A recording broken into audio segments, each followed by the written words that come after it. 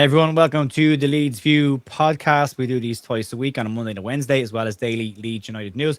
We are part of the Sports Social Podcast Network, and we are partnered with OK Jerseys for 8% off World Cup shirts for a World Cup summer. You can get that discount by using the code TView in your shopping basket, and you can click on the link down below to get access to that. If you are ordering from OK Jersey, order a size up as a recommendation. The second podcast of the week is a slightly different one. We've obviously got a game coming up at the end of the weekend, which we will get to, but there are other things worth talking about. And I'm delighted to be joined by Adonis Storr, who is an award-winning journalist, it has to be said as well, and has done some work with Telegraph, the iPaper, and BBC Sports, as well as being part of the Raw and Peacock podcast as well, which is worth checking out. And details for that will be down below in the description. Adonis, thanks for joining me again tonight. You're always very much requested by people in the comment section.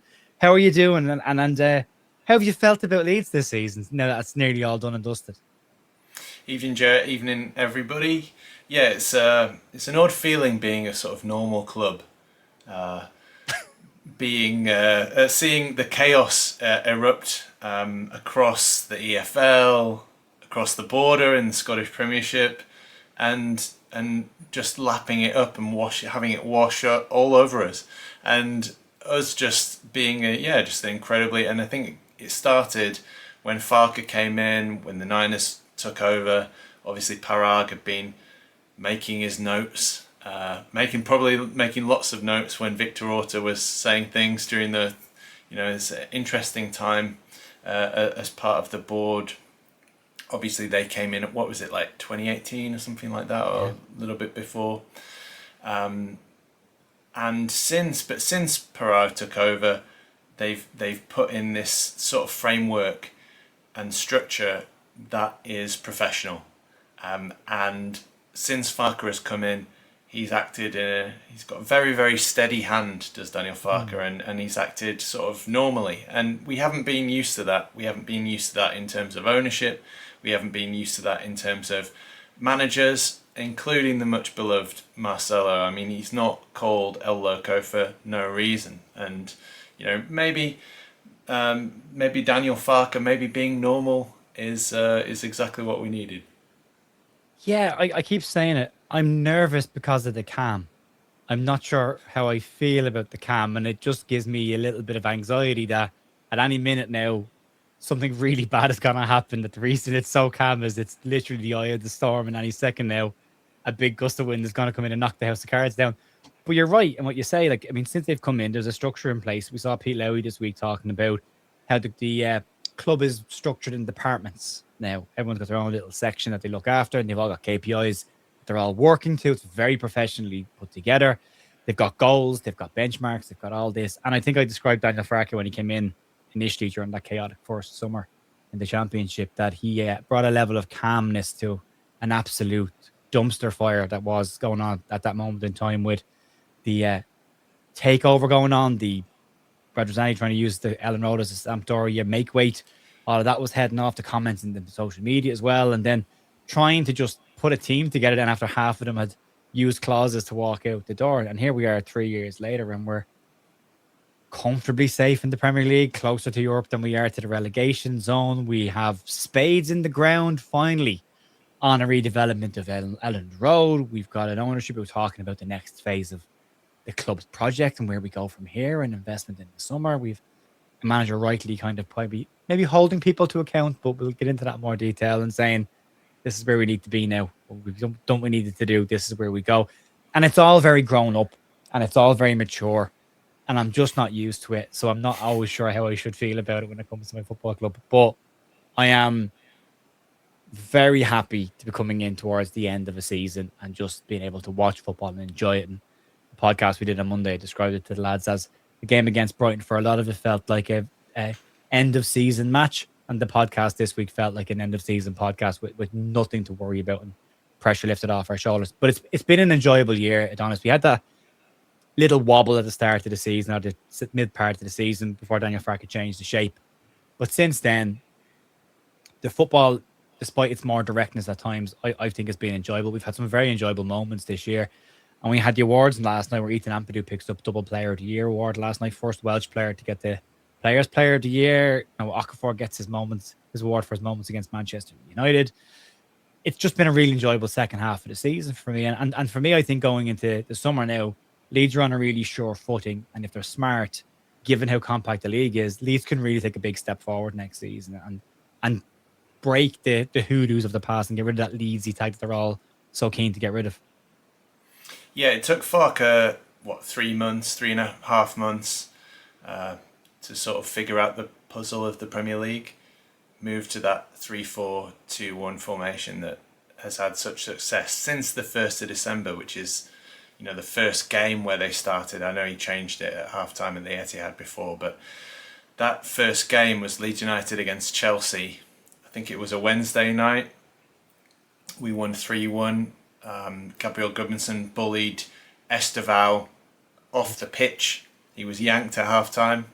Since that day, Leeds are 6th in the Premier League. And there is a real opportunity here. It's not just bias when you look at it.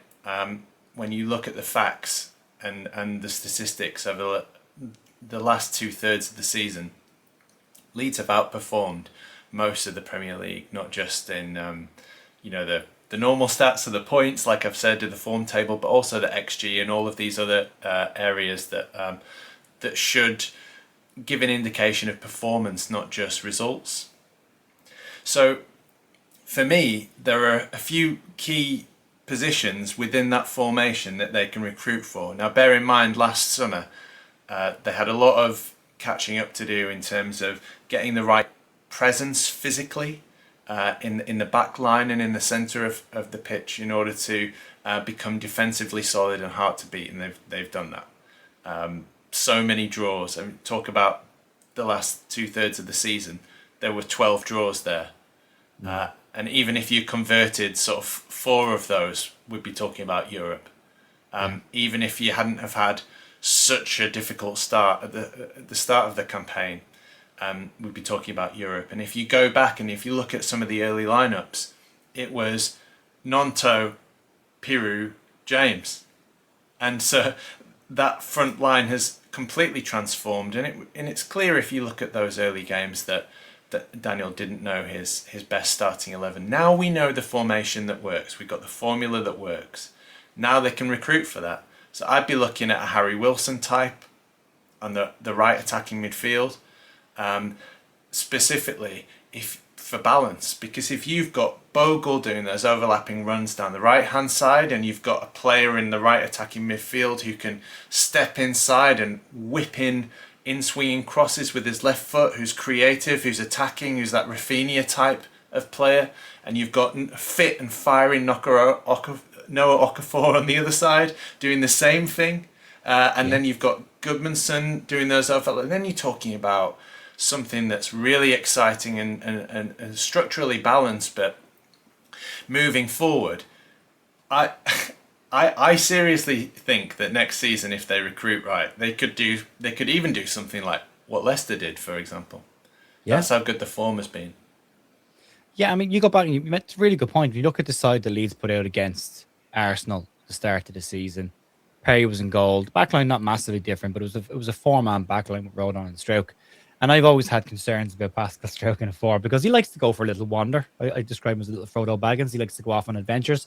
And since the 3 has come in and Yak has come in there, he's able to do that. And he's got that cover behind him, which keeps him safe. And I think he's played his best football in that. Then you look at the midfield, there was Anton Stack, Ilya Gruev, Outsmake was your 3-man midfield. And then your strikers were Joe Piru, Daniel James, and Willie Nanto off of them. So you go back and look at that team there, and then you look at what we've had in the last couple of months, and it's a much stronger lineup. And again, yes, some strategic signing. And I keep saying raise the floor, because I think the core of that squad is good enough. If you can add 1 or 2 difference makers into the 11, but then raise the floor of the ones around the edges and give Daniel Farke a bench where he can look around that during a match and go, well, I can make changes earlier because I've got this guy and he's of equal talent to that what's on the pitch, and we can change it up and rotate it an awful lot more. I think there's a huge level of trust that he needs in that bench next season. I think we'll get that. I think the money they've got to spend this year, again, it's rumoured, is just rumoured at this point, about £100 million. Again, if that's spent wisely on the difference makers, and then when the sales happen, which Willie Nanto appears to have said goodbye, and Joe Pirro's removed Leeds United from his bio of his Instagram page, whatever that means. But it does appear that there will be some exits from the club this season, so you will see some money coming in that way, and they can use that then to elevate the floor. I think they could be in a really strong position next season because, again, and I've said it before on this, I'm just going to pull the league table real quick and look at it. If you look at what's going on around us, we've got 3 teams coming into the Premier League. We're not talking about Southampton. We're not doing it. We talked about doing it. We're not doing it. But if you talk about the 3 teams that are going to come up, you've got Coventry, you've got Ipswich Town, and you've got one of those 3 clubs, whatever that happens tonight. So you look at them and going to think there's a big gap for them to bridge if they're going to make a real impact. So you've got a chance to step away from them straight away. Spurs will go through a rebuild. They'll get out of trouble. Forest could have a new manager in 6 weeks' time. You never know what's going to happen with them. Crystal Palace, brand new manager. Fulham are going to have a new manager because Silva's leaving.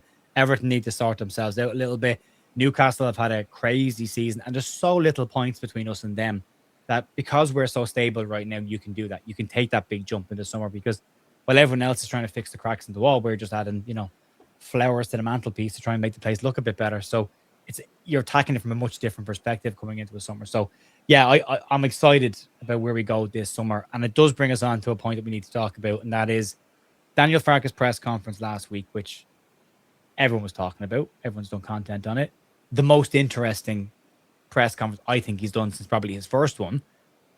But on top of that, Pete Lowe's comments yesterday with The Athletic as well, which seemed to align both of the aspirations. And Pete Lowe has said that they will be sitting down with Daniel Farke to discuss a brand new 3-year plan because they've gotten there a year ahead of schedule. Now, if we go back to the start of this season, there was the leaked 49ers strategic document that was put out there. I think Moscow White did something on Leeds Insta on that at the time. And I think it had said that the initial goal was 16th this season, 15th next year, and just gradual progression for the first couple of years to stay there. They've bypassed both of those milestones. So they do have a new look. But I want to get your thoughts on how you felt about Daniel Farke's initial comments, which, whether you watched it or read it, they had very different contexts to them. Anyone who watched it would have a different feeling than those who just read the comments about it. But then Pete Lowe's comments as well on top of that, and where Leeds now sit going into the summer. Yeah, I think it was very clever by Farke. I think it was designed. I think it was deliberate. I think it was prepared. And I think he created that narrative. It's factual. That was always definitely going to happen. But I think he deliberately created that narrative to kind of feed the press a story, right? Because otherwise he's going to get endless questions about signings and about transfers out and about the loan players and all of these things. And what Farke does really well is he puts these types of questions off, and he'll keep kicking the can down the road. So until we're safe, I won't talk about the future, and then eventually it comes to the point where we are safe, and then he's like, if you don't mind, and I will answer your questions after the last game, but for now, while we're in the season, I just want to focus on this game or whatever, and so for me, initially, when I was watching the press conference, it was a shock. But afterwards, I thought about it, and I immediately thought, that's just really clever. So he's given us all this story. Everybody's run with it. Everyone got their views and their clicks, and for Daniel, that was good for him as well, because he hasn't said anything untoward or against the club or even anything that's false. But what he has done is he's bought himself time. So all of those things that can be true at the same time, and they were always going to sit down. At the end of every season, at the end of every year, if you've worked in a job before in an office or in any corporation or business that has KPIs like you mentioned, or any kind of CQI, continuous quality improvement, then you're going to have a review of how you've done. It's often with your line manager. So you go into the office and you justify your existence. Yep. And luckily for Daniel, he's gotten into the habit now of justifying his existence, and he can play all the greatest hits. So safe with 3 games to go, unbeaten against Manchester United, Chelsea and Liverpool. First win at Old Trafford in 45 years. It was 45 years. 82, First yeah. FA Cup semi-final in 39 years. So he's just reeling off all the greatest hits at this point. So he's gotten a lot of dress rehearsals for this meeting, and I think it's going to go really well for him. I think he's done a great job, and that's self-evident. I think they were always going to extend his contract. I think they were always going to create a new sort of a 3 to 5 year plan of goals and achievements. What I think was extremely interesting in what you've said so far in this podcast is, it hasn't. I don't feel right because we're not in the chaos. Yeah. And I think what is interesting to me is at some point Leeds United will be in trouble again. At some point Daniel Farke will hit a wall where things start going wrong again. And we had it this season, 6 losses in 7, and he was close to getting sacked. And that's been well documented as well. If we'd have lost heavily, I think if we'd have lost those games, because it was Chelsea and Liverpool, I think if we'd have lost with our reputation and our pride intact, he would have been safe for a little while longer. Yeah. But if we'd have lost one of those games heavily, he would have been sacked. And so I think that's to me is interesting, is like how solid is this? Is his job? How secure is it? How much has he got in the bank now? Because there will be hard times next season, and will he be given the chance to sort of get over it? Because a lot of people wrote him off, a lot of people still write him off, and he's still not universally loved, and he still hasn't stepped out of the shadow of Marcelo Bielsa. Yeah, and I always think it's a difficult shadow to step out of because of the differences in the two. Because again, we were talking about the Leeds and Southampton stuff, which I'm still not talking about. But they are the same. But it's so tempting. It's just right finding there. its way in everywhere. Like it's coming through the cracks in the wall. But there's similarities, but they're different. Leeds didn't break a rule because there wasn't a rule in place. Southampton broke a rule because the rule was put in place after Leeds did the thing. So that they're similar situations, but not the same. Same with the promotions. They both got Leeds promoted. They both won a title. They both had Leeds in the Premier League. They both finished very well in their first season. There are similarities there. But I always think when you look back what Bielsa did with the squad that he had, with the players that were in that squad, who most of them never played Premier League football, I think it's safe to say. And then you look what Daniel Farke did with a very, very, well, the most expensive wage budget in the Championship. There was an expectation that he would get them promoted. Rather than Bielsa, there was still that hope that we would. And I think that's where the differences lie. Not to say that he hasn't done an extremely good job, because he has. And I mean, again, to go back to that KPI list, if you're walking in to meet your line manager and you're going, you said to me, you can have a new deal if you do this, this, this, and this. They're all done. And by the way, you gave me till next year to do it, and I've done it already. So what's next? And I think he's done a really good job when you look at that perspective. From any perspective, he's done a cracking job. And I haven't always loved Daniel Farke's football, but funnily enough, the more direct nature of it this year and the more small chaos moments that maybe were caused in the opposition's box, I've really enjoyed that. And I've really enjoyed this season quite a lot. So, yeah, and there is that part with, the 6 losses and 7 of, and that will always be there with every single manager. It's what have you done for me lately? That's always going to be there. I mean, I hate to invoke his name and I hate to bring that club up from across the Pennines, but Alex Ferguson very famously was 1 loss away from losing his job. Then he won a cup. And then all of a sudden the whole team turned around and he was given that time, given that space. And maybe Farke goes on a similar run with Leeds United and we can win loads of titles and trophies, which would be great.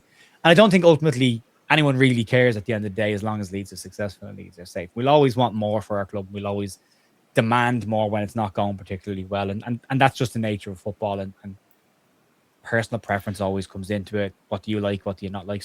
Every manager has a detractor. So that's always there. But I do think he's done a very, very solid job. And I think he's learned this season and shown a huge amount of growth. The fact that he changed his football philosophies. Now, he'll change back. I have no doubt in my mind he will go back to his football philosophies when he has a team that can play that way that he wants them to play. I've no doubt about that. But in the interim, he's figured out a way to get it to do the job. And that's fine. And that shows growth and that shows maturity. And again, absolutely. Absolutely. and more adaptable than Marcelo was. What I think Farke did really well in the press conference, apart from throwing the press a fresh red herring, is he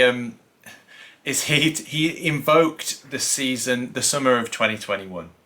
And you've talked about it as well. So when Leeds finished 9th in the Premier League under Bielsa, that summer they brought in 3 players for the first team, 6 under 21 players for the academy. All really good acquisitions for the academy, by the way.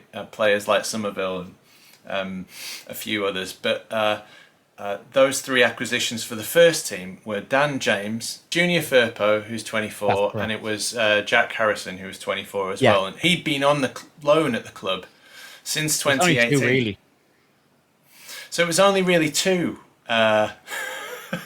Now, Bielsa is one of the world's greatest football coaches, most influential managers of all time. But even him, being forced to play Tyler Roberts now of Mansfield Town, Jamie Shackleton, Stuart McKinstry, relying on Joffy, who should have been simply a youth prospect, who's doing well now, and who's coming back, and we might want to have a look at him because he might be able to do a job in that right attacking midfield if he has progressed to the level where we think he can. But players sometimes do progress. So, but the point is that they failed to capitalise on that 9th place finish. And if we'd have invested, if we'd have given Bielsa the 27-year-old physical giants that we've given Daniel Farke, what could Bielsa have done? Yeah, it's a great point. And we have to see if they do it this. We have to see if they do it this summer. They've got the Giants now. Now they need the flair. They have to do that. I mean, Farke was disappointed at the end of the window that he didn't have the attacking players needed to push on, and he was right.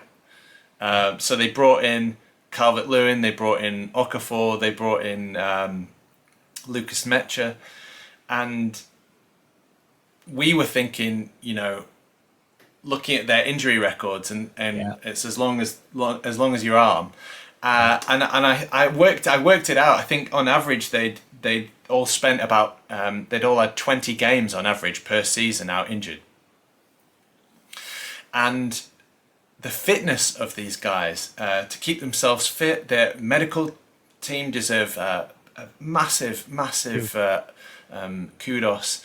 But it's also the physical loads that they're put on in training, how he's used them and not at certain times, including bringing them off or bringing them on at different times in their development, easing them back in. I mean, Calvert-Lewin, he didn't have a pre-season, so you can go back again and you can look at his minutes, and at the start of that season when we struggled, he wasn't playing so much, and all of a sudden he scores, was it 7 in 8 or 6 in something like that?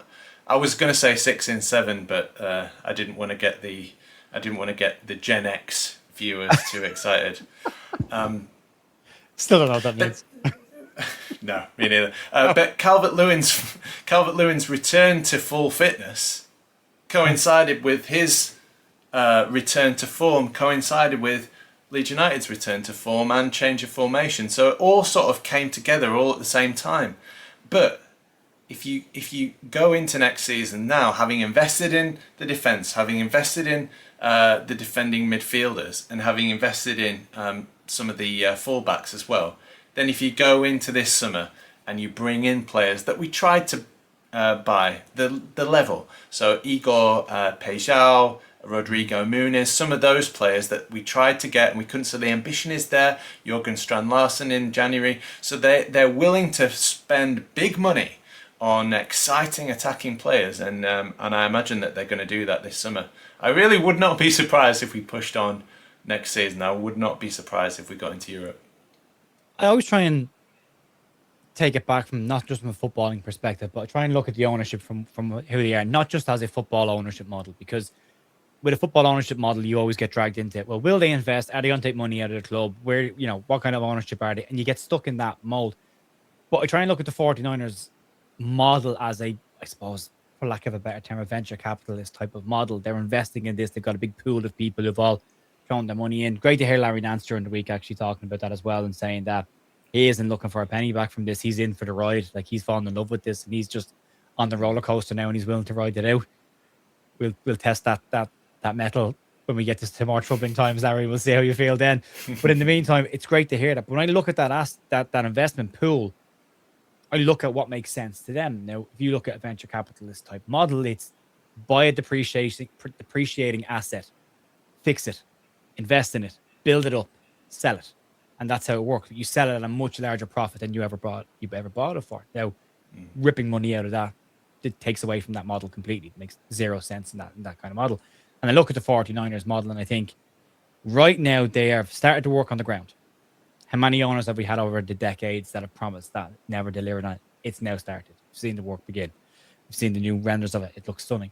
And it still looks like a football ground and not a toilet bowl, which is even better. So I'm a big fan of how it looks.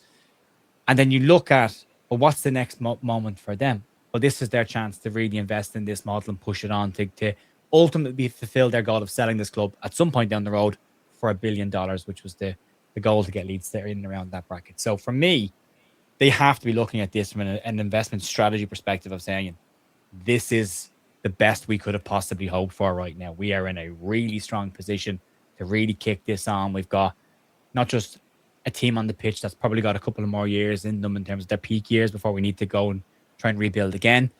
We need to add a few pieces to this to push it on to the next level. We've got the stadium moving along quite well. And that's received very, very strong support from the local community as well as the fan base. And we've got the supporters on side and they're pushing behind this. And more and more people are coming and trying to get involved in this. We've seen Dracopoulos throw money into the club now as well. He's a billionaire, and add Pete Lowy into that.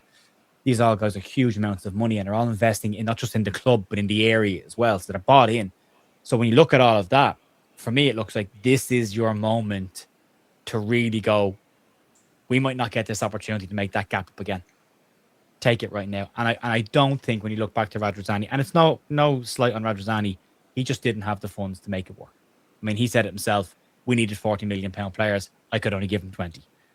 So that was a difference in quality. The end, they didn't give him enough at all. But that, for me, the model, the investment, and again, I go back to it. I want to get your thoughts on Pete Lowy's comments about this, of saying, we've done it.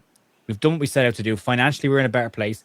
We've gotten rid of £200 million of player debt that players that weren't here at the club anymore, but we still owed that money. That was the credit card bill. That's gone.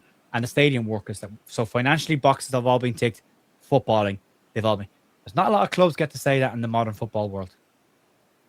Yeah, absolutely. I think there's many, many, many differences to what Radrizzani was doing compared to what the Niners are doing. Obviously, the Niners have a lot of history and a lot of experience with running a sporting organisation. I don't think, Radrizzani had anywhere near the sort of knowledge that is required to be able to oversee what other people are doing and deciding whether somebody like Victor Orta was, telling porkies when he was saying that only a third of transfers are ever successful, for example.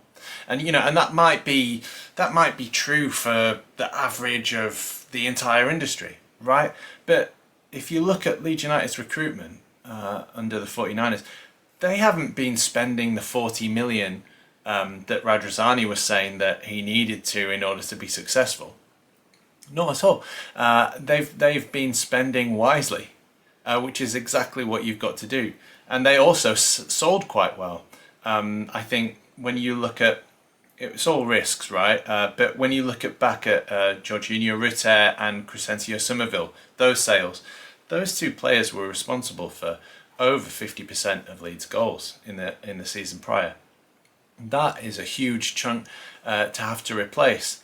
But in hindsight, you go, wow, you got rid of the egos in the dressing room, and you Farke brought a group of players together that had the similar mentality of this sort of Joe Rodon, Ethan Ampadu, this hard-working mentality that represents the culture of the club and the north of England where it's from. And whenever that is reflected, I think that can only benefit a club by being more united, not just on the pitch, in the dressing room, but also with the fans and the environment and the culture of what it means. Because if you bring all of those things together, that's when you get something like what we've got now. Now, Bielsa was sort of doing that, but he wasn't being given the tools to do it. And I don't think it was financially based. I think it was a case of competence. And that's the kind of the biggest difference. That's why you become relaxed, right? And it's easy to take that for granted as well, I think. But Daniel Farke's a big part of that. But it's more the fact, I think, that he's willing to be a cog in a bigger machine, and there's the oversight, the experienced oversight at the top, who can fit all of the other pieces together, all of the other cogs, and then turning all at the same time. Then you sort of get into a position where we are in now. I think this is one of the maybe the under-talked parts of the redevelopment, is the structures and the apartment buildings and the hotels and the businesses or whatever they're going to have around surrounding Ellen Road. What did we see the other day? We saw Newcastle buy what's it called, Lizar's Terrace, something like that. Yeah, So behind the main stand. Yeah, right. They've made this multi-million-pound investment in local infrastructure. They're going to get the rent, the prices, all of the revenue that comes from that property. That's going to be classed as footballing revenue, because it's an asset of the club. What's coming in this summer? Squad cost ratio, right? So you can spend a percentage of the revenue that is coming back on your squad. So that's 85%. Unless you get into Europe and then you've got to follow UEFA's rules, and then it's 70%. But you're getting more revenue by being in Europe. So potatoes. But I think it's smart, right? It's smart, again, that they're investing in infrastructure that is going to create revenue that can then be pumped back into the squad. So yeah, I think we're in a very, very good place. And in terms of the redevelopment, I mean, we've been sold dreams many times. I mean, I remember Peter Risdale bringing out the and voting on switching to the I can't remember where it was now. It's down the motorway, but they were going to demolish Ellen Road and move to a fancy new stadium, which sounds like crazy, but 80% of season ticket holders voted for it at the time, because we were being sold a dream then by Peter Risdale, the most famous dream we were ever sold by Ken Bates. Yeah, the dream of dreams. I mean, it's right up there with Martin Luther King. But then Ken Bates, of course, he wanted to build casinos and hotels and all sorts of things. The Leeds Arena. Yeah, and a lot of people said to me, I'll believe it when the shovels are in the ground. Well, they're in the ground now, so you can believe it. Yeah, and Jerry McNamee does our Monday podcast, told us on Monday. Him along with everybody else in the Bremner suite were told, you can't stay, lads. The jackhammers are coming in right now. You've got to go. And even the journalists were ushered out early to say, sorry, lads, the work is starting now. So they're not wasting any time with this. They're trying to get the bulk of the work done during the summer. 3.5-year project, and we'll see where it is come the end of it. And I keep saying, it sounds like a long period of time, but 3.5 years ago, Leeds were falling out of the Premier League into disarray, and here we are 3.5 years later.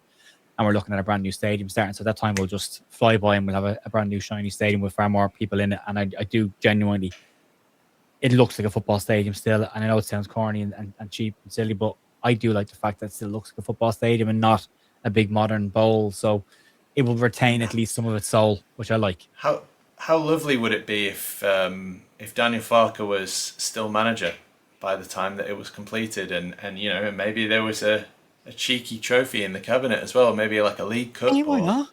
Why not? I mean, and we said at the start of the year, if Daniel Farke is in charge of Leeds come the end of the season, it's been a success. It will have been a successful season. And here we are. Daniel Farke is still in charge, and we've got an FA Cup semi-final, and we're sitting 14th place in the Premier League. If Daniel Farke is still in charge of Leeds United in 3.5 years' time, I think we can assume everything's gone really well in that period of time, and it's progressed. So and bring it on. Spurs will still be in the Championship, and Oh, fingers crossed. with their I've got cheese my, room. listen, I'm not a fan of playing the kids, but I would make an exception this weekend. I would make an exception this weekend. Let Yeah, Alex get Kearns have the Ellie send the off. elephant on the right wing. Get the ball on. Get the ball on. Let Daniel Farke play up front. No problem at all. Let's go. Yeah, I would. I would. But that's stuck. That's just I think I'm only looking at it from a again, that nervousness will never leave me as a Leeds fan. It's always in the back of my head of going, are we better off with West Ham or Spurs in the league? We're better off with West Ham in the league than we are with Spurs. It's one less big hitter to worry about, and they're gone. West Ham have their own financial troubles next season anyway. Apparently, they bring in about 150 million pounds this summer just to break even. So I know which one Yeah, I I'd mean, rather have. it's one of those fun things where you go on this sort of have this sort of thought process where would it be good if Leeds lost?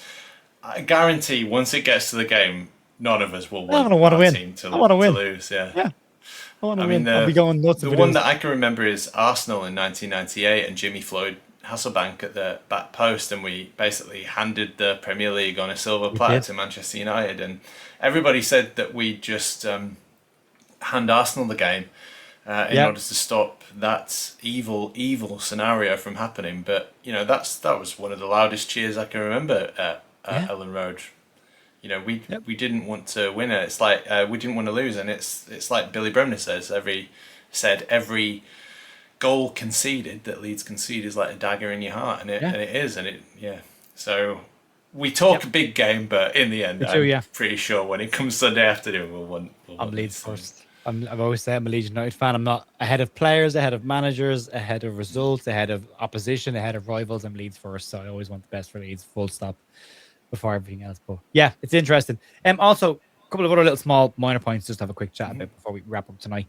Carl Darlow looks like he might be getting a new deal according to Team Talk, which is deserved after another very, very good season. He had some huge moments for Leeds United this season, and he is probably playing the best football of his career and the most consistent football of his career up till now. I said it in the news today. You look at Illan Meslier leaving the club at a relatively young age for a goalkeeper, and then you look at the likes of Carl Darlow and Jordan Pickford playing the best football of their goalkeeping careers well into their 30s. So it makes sense for Leeds to try and keep hold of Carl Darlow and keep that continuity going into next season again, doesn't it?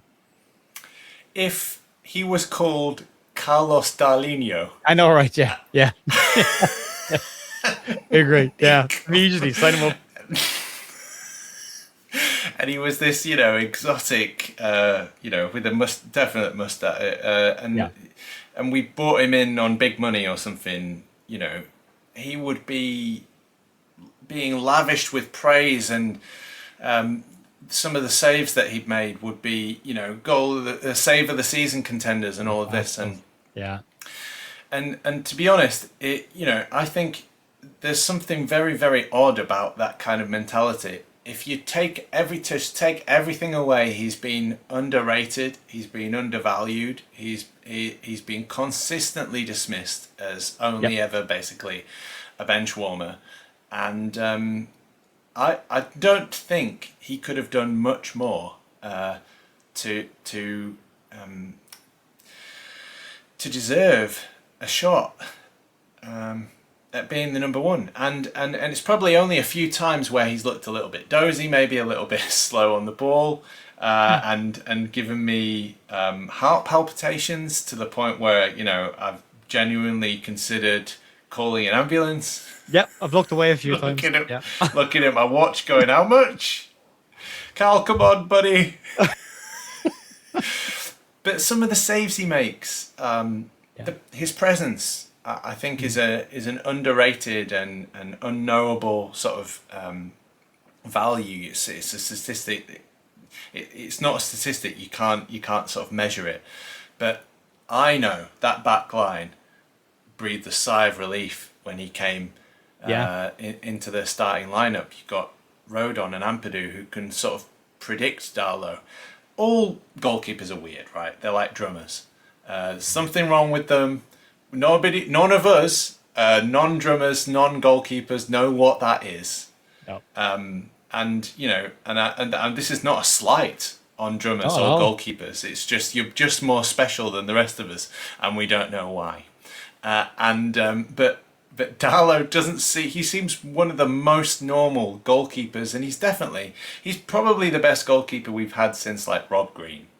Yeah, I would And we've agree. had a succession of like Bailey Peacock Farrell, like way too young, and then and inexperienced, prone to mistakes. And then we had was it Kiko after that? Kiko Casilla, yeah, it was, yeah. Absolutely in like in. I don't want to make light of mental illness because it's but I mean I was he very was excited crazy, when he right? signed. When Crazy. he signed, I thought, what a signing. And then you went, Yeah. God. And then Wow. he makes a racist comment on the field Yeah. allegedly, and he's Allegedly. running out like a headless chicken. Smashing Liam Cooper. Yeah. God, Jeez. I was in a and you pub talk about in Reading for that. I was over doing an event with work at the time, and I was in Reading, and I was watching it in this little small pub in the middle of nowhere, at the outskirts of Reading. And Leeds had obviously won the first leg comfortably. I was like, this is just a formality. And I in this pub with like maybe a handful of like 5, 6 older gentlemen having their evening pint. And I'm sitting in front of a fire with the only TV in the pub on with the Leeds game on, standing up, screaming at the screen. And I normally can compose myself, but I couldn't believe what I was actually that moment when they ran into each other. You're like, oh Jesus, why do we do this? But yeah, that and then was Berardi gets sent off, of course. and I loved him as well. Yeah. Yeah. Yeah, A long way. and then Melier, of course, Melier comes in against Arsenal in the cup, and he's like Tiger Woods with a 5 iron or whatever. I mean, every single one of these long balls is landing on a twopence at the feet of our players, and you think like we've got the best goalkeeper in the world. And he slowly unravels over and has almost like sort of like PTSD with the number of goals he's conceded because he's so exposed under Bielsa's system against the best attackers in world football. In the in the Premier League, concedes 150 goals in 2 seasons, and his confidence is completely shattered, sort of irreparable. And we saw that picture of him. I think it was one of the BBC Radio Leeds. Yeah, Johnny Lads, Buchan. Johnny Buchan, and Melier's there just sitting on a ball looking like Pontus Jansson a few seasons ago. Everybody else had gone and it's just Melier there, and you just think that's not just it's interesting for a number of reasons, right? Aesthetically, it's always a nice image when you've got something like that. It's almost like post-apocalyptic. You know what I mean? These scenes where there's nobody there. But it also speaks to Leeds' inability to move players on, especially for when they're at the peak of their value. And I think that speaks to a broader topic that Leeds will have to move into of a strategy, which is selling players at their peak, getting the maximum value out of players because they are assets, and then replacing them for cheap with better players. Now that's very difficult to do, but teams like Brentford have done it. Nobody gave them a chance before the start of the season, including me. I thought they'd go down because I had them do it down easily. Yeah, they lost their manager, lost Norgard, the captain. They lost their 2 talismen, and Buemo and Wissa, all for big money. And they improved. Now they're in Europe, aren't they? Or they're fighting for it. They're banging on the door, yeah. So that is the sort of thing that we need to do. And I know the fan base are going to lose their mind if we get a sort of £60 million offer for Ampadu, for example. Did you have to mention him of all of them? Did you have to say him? You know what I mean? Anybody else? 45 million for DCL. Yeah. He came on a free last summer. That's true, yeah. So there are sacrifices will have to be made. Now it's a case of whether you can sort of replace them. But to go back to the original question, I think it's an absolute no-brainer. Probably one of the biggest no-brainers that there has ever been in the last few seasons of extending Darlow's contract and probably giving him another season between the sticks. Now, if you wanted to bring in, or if you had the opportunity to bring in Trafford or somebody like that, you probably go for it. But I think the money should be spent elsewhere. I mean, I'm looking at that right attacking midfielder That I'm thinking we haven't had a number 10, out and out number 10 since like Pablo. Pablo, yeah. So I'm thinking spend the money there. Give me some shiny new toys in the attack. And let's become a really exciting team to watch as well, because we're a really difficult team to beat. But at times we're not that exciting. I know the Premier League has become that way, and we've had basically the worst champions of all time in terms of an entertaining spectacle to watch. It's just 1-0 to the Arsenal ad nauseum, and we're not even going to bother trying to attack once we've got that goal, and we're just going to dive and waste time, and Arteta's going to be marking your left back. Yep. But that for me, yeah. So you tie Darlow down, and then you spend the money up front. Yeah, I agree. And I still think there's possibilities with Lucas Perry down the road. I don't see how you go from being such a good goalkeeper and rated so highly to not being that in such a short space of time. I put it down to acclimatizing and just getting used to leagues and people. What was it? It was the worst save percentage. It was the second worst distribution percentage. Yeah. When he lost his place, that's in the Premier League. Yeah, yeah. And you go back to Christmas, not this year, last year, and Fonseca's calling him the best goalkeeper in world football. Right. And Leon, and you're going, there's what changed? What happened? Yeah, I mean his own manager isn't gonna call him out, is he? But ours did. Ours did. I went, well, he's had moments, so we're taking him out of the firing line. So you're like, okay, all right. Yeah, maybe not. Maybe it was strategic as well. But he was very well rated by the Farke as well. And he was look, I like Perry. His distribution's not good enough. No, it's not there. He doesn't look comfortable on the ball, but his saves are really good. And he's not, he doesn't have that presence. He's got a touch of the goalkeeper madness that we talked about before. He does have that. But he's a Brazilian, and he has that eccentricity you get from a Brazilian, but as a goalkeeper, and you don't want added levels of eccentricity from a goalkeeper who are already pretty eccentric at the best of times anyway. So, yeah. Alisson Becker, I think in his first match for Liverpool, first or second match, he was on the ball. He tried to go around a player with some sort of fancy trick. Lost the ball, the opposition scored, and after the game, Klopp said in an interview, this is probably what you get when you buy a Brazilian goalkeeper, but I'm glad it's happened now. Yeah, fair away. Basically saying that it was not going to happen again. So maybe it is just a case of him getting used to English football. Maybe give him some time to see if he wants to stick around himself. The last thing then to talk about, we should probably touch on it. Last night's awards, Ethan Ampadu, who you've mentioned, leaving the club for £60 million this summer. Hell of a season for Ethan. Player of the year and player of the year as well. Justified in what he did. I mean, you could have picked, for me, it could have been Rodon, it could have been Bial, it could have been Ampadu, it could have been DCL, it could have even been Darlow, Justin Bogle. You could have got, that tells you how good the season, Stack, absolutely good ones. And it tells you how good a season it's been when you've got that many players fighting for that award.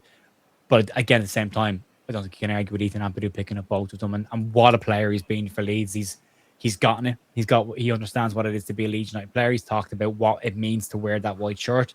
He's volunteered comments like that most people wouldn't expect people even to say.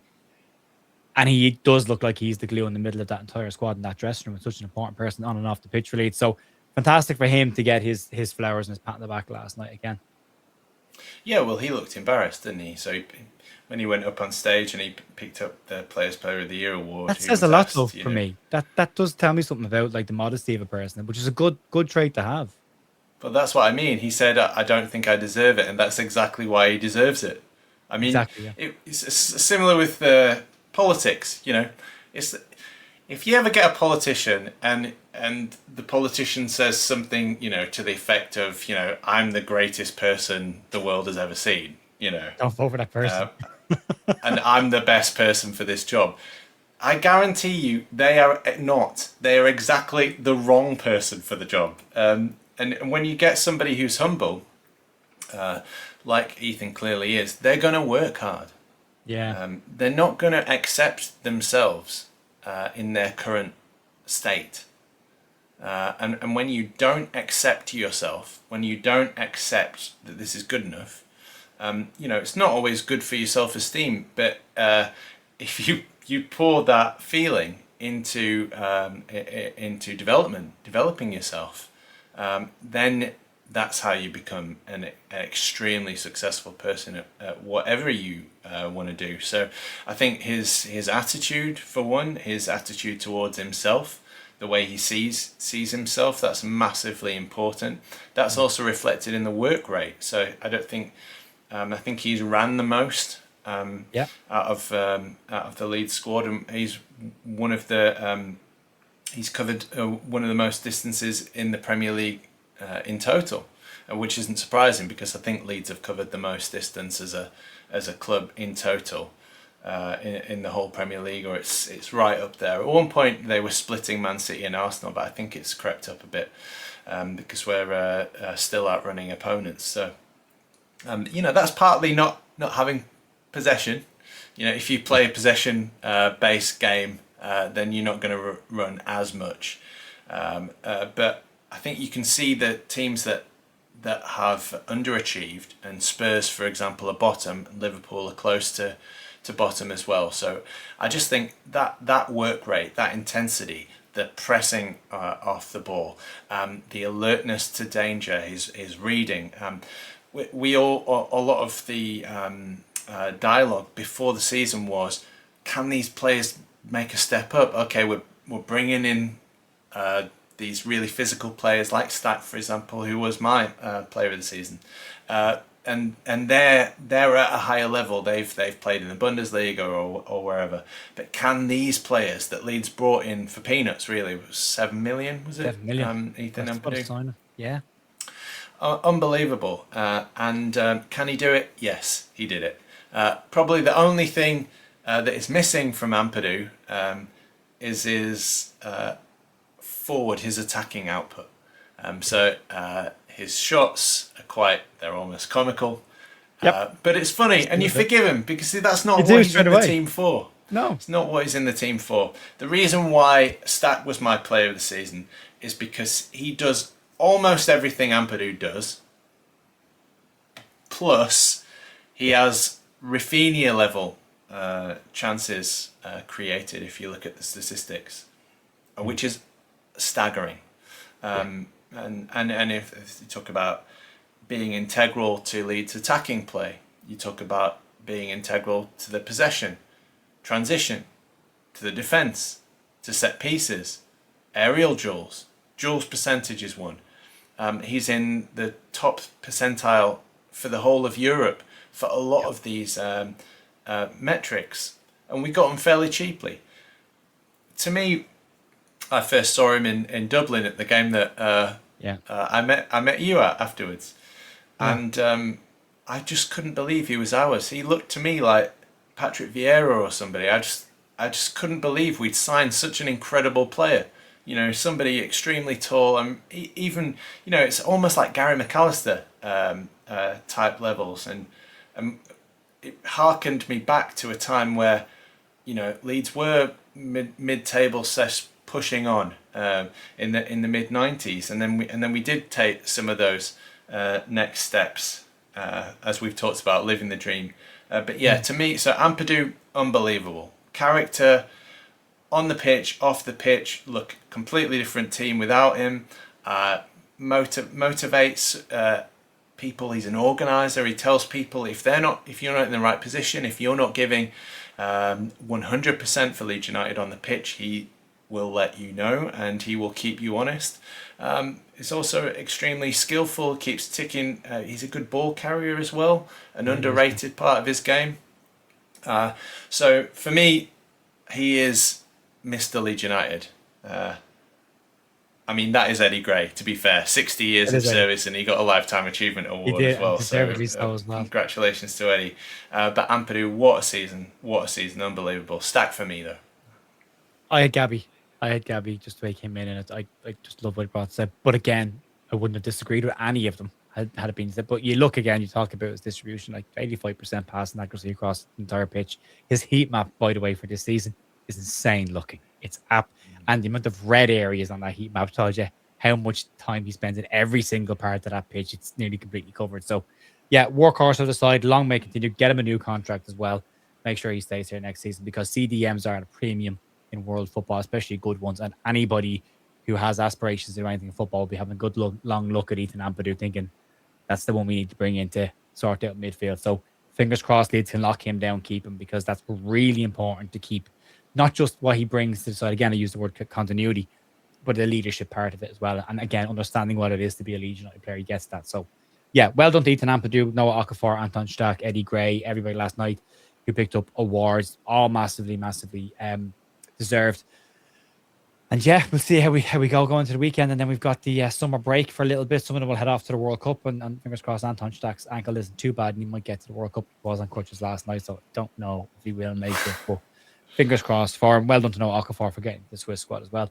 Adonis, massive thank you for taking time out of your day. I said I wouldn't keep you long. I've kept you 55 minutes. That is long, but I've enjoyed this conversation a huge amount. If you want to follow Adonis, his X handle is there in the little yellow box. And the link to the Raw and Peacock podcast and his socials are all down below in the description as well. You can go check Adonis out if you want. Adonis, thanks very much for taking time tonight. Thanks, Joe. Come on, Leeds. One more. See you, folks. Bye.